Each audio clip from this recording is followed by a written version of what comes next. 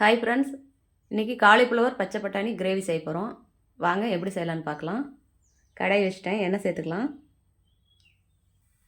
கடுகு உளுத்தம் பருப்பு சேர்த்துக்கலாம்.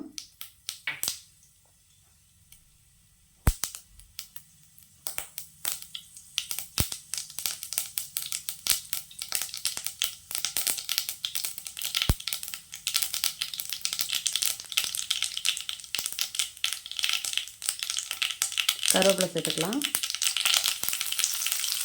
வெங்காயம் சேர்த்துக்கலாம்.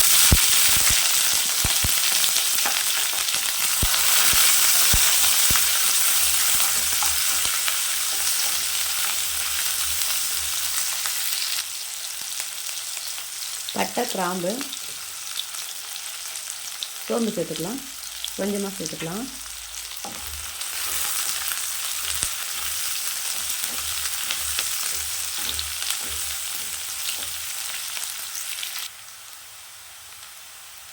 கறி மசாலா பொடி சேர்த்துக்கலாம்.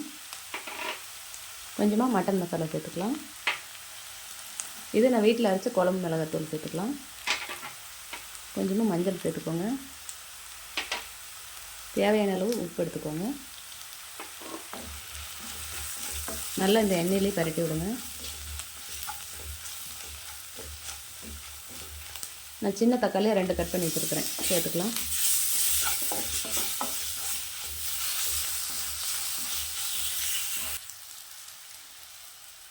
பாருங்க, காலிஃப்ளவர் இந்த மாதிரி கட் பண்ணி நல்லா சுடுதண்ணியில் போட்டு எடுத்து வச்சுருக்கேன். சுடுதண்ணியில் தான் போட்டு எடுக்கணும். சுடுதண்ணியில் போட்டு எடுத்தால் தான் அதில் சின்ன சின்னதாக ஒரு பச்சை கலரில் பூச்சி இருக்கும், அதெல்லாம் வந்து இல்லாமல் இருக்கும். சுடுதண்ணியில் போட்டால் அது க்ளீன் ஆயிரும். அதுக்காக தான் சுடுதண்ணியில் போடுறது.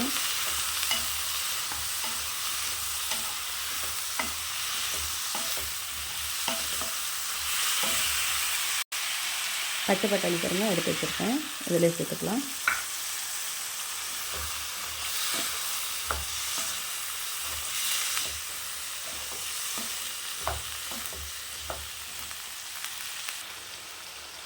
பாருங்கள், இந்த பட்டாணியை நம்ம மிக்சியில் போட்டு சும்மா அப்படியே கரகரன்னு ஓட்டிட்டு ஒரு நல்லா மிக்சியில் போட்டு இதை நல்லா கொஞ்சம் அடிச்சிட்டு வரலாம்.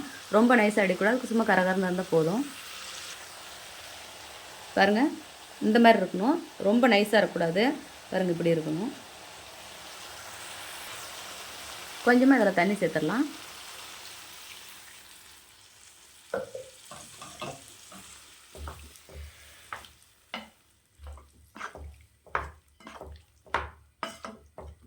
நல்லா இதை கலந்து விட்டு மூடி வச்சுருங்க.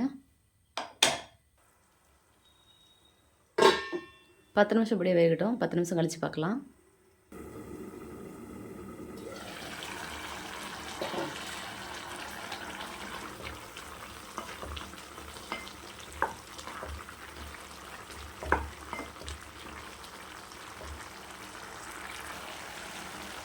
ரெண்டே 2 பச்சை மிளகாய் போட்டுக்கலாம், முழு பச்சை மிளகாயா.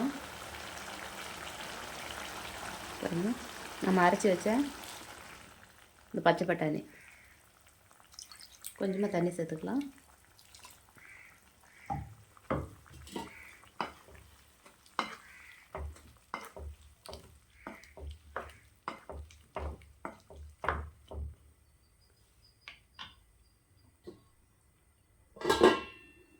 இந்த பச்சை ஸ்மெல்லாம் போகட்டும்.